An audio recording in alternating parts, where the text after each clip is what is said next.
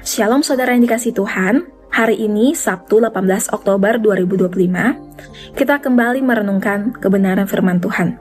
Mari kita persiapkan hati kita berdoa. Bapa Sorgawi, kami sungguh mengucap syukur untuk waktu yang Tuhan boleh beri bagi kami. Kami bersyukur hari ini kami boleh datang kembali di hadirat Tuhan dan kami boleh bersekutu bersama dengan Engkau.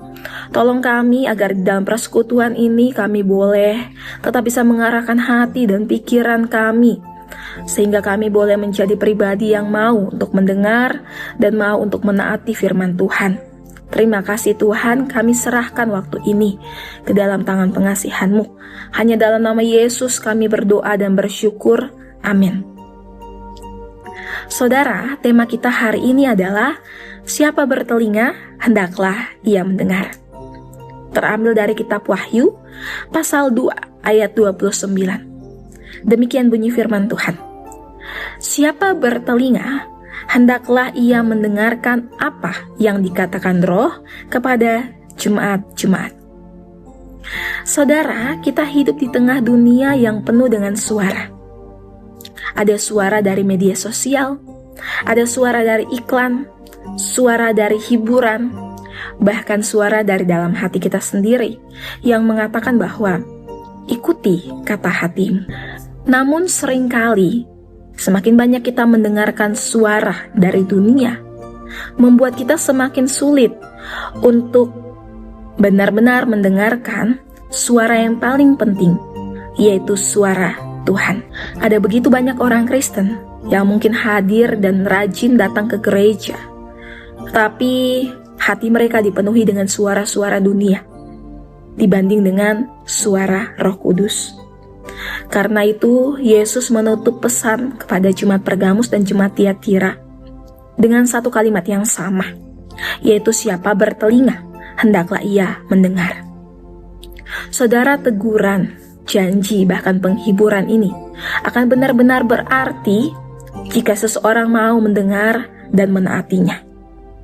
Ungkapan siapa bertelinga ini tidak hanya berbicara tentang telinga secara fisik. Semua orang punya telinga, tetapi tidak semua mau untuk mendengar. Sehingga dalam bagian ini, kata mendengar berarti lebih dari sekedar menerima informasi. Tetapi mendengar di sini berarti memperhatikan, memahami, dan menaati. Saudara, pesan ini muncul berulang kali dalam setiap surat untuk 7 jemaat. Artinya, bagi Yesus masalah jemaat yang terutama bukan karena mereka kurang firman, melainkan mereka kurang taat. Jemaat Pergamus sudah mendengarkan firman, tetapi mereka tetap berkompromi dengan ajaran Bileam dan ajaran Nikolaus. Jemaat Tiatira, mereka sudah tahu kebenaran, tetapi mereka tetap membiarkan nabiah palsu meracuni kehidupan mereka. Jadi persoalannya adalah bukan karena apakah mereka tahu, melainkan apakah mereka mau untuk taat. Saudara, kalimat ini juga mengingatkan kita pada perumpamaan Yesus dalam kitab Injil. Tertulis dalam kitab Markus pasal 4 ayat 9. Dikatakan bahwa siapa bertelinga untuk mendengar, hendaklah ia mendengar. Dalam perumpamaan itu, Yesus menyinggung kondisi tanah hati mereka. Ada hati yang keras, ada hati yang dangkal, ada hati yang penuh dengan semak-semak, dan ada hati yang subur. Sehingga firman Tuhan ketika ditaburkan, dia bisa saja jatuh, tetapi hasilnya bergantung pada kondisi tanah hati kita. Bagaimana kita mendengarkan firman itu. Dengan kata lain, Yesus ingin setiap jemaat menguji diri mereka. Selama ini, apakah kita benar-benar sudah mendengarkan suara Tuhan, atau kita mendengarkan suara siapa? Hari ini pun tantangannya sama, saudara. Kita bisa mendengar khotbah setiap minggu. Kita bisa merenungkan bagian firman Tuhan setiap hari. Kita bisa mendengarkan lagu-lagu rohani setiap saat. Tetapi kalau hati kita terbuka, tidak terbuka untuk taat, maka itu hanya akan berhenti pada suara saja.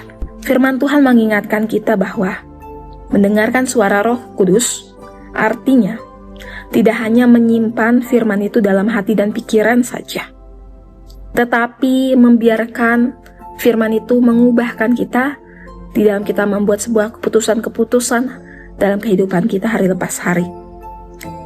Kita tidak hanya membaca Alkitab sebagai rutinitas, tetapi marilah kita mencari tahu apa yang Tuhan kehendaki yang harus kita lakukan dalam kehidupan kita. Dan kita tidak hanya mendengar teguran, tetapi kita mau berani untuk bertobat dan merubah arah kita kepada Tuhan. Saudara, dunia akan terus memekakan telinga kita dengan suara-suara yang mungkin akan menindakbobokkan kita. Tetapi suara Tuhan tetap berkata dengan jelas, tetap setia, jangan kompromi, aku segera datang. Pertanyaannya adalah, telinga kita peka ke arah yang mana? Saudara, mari kita datang sama Tuhan.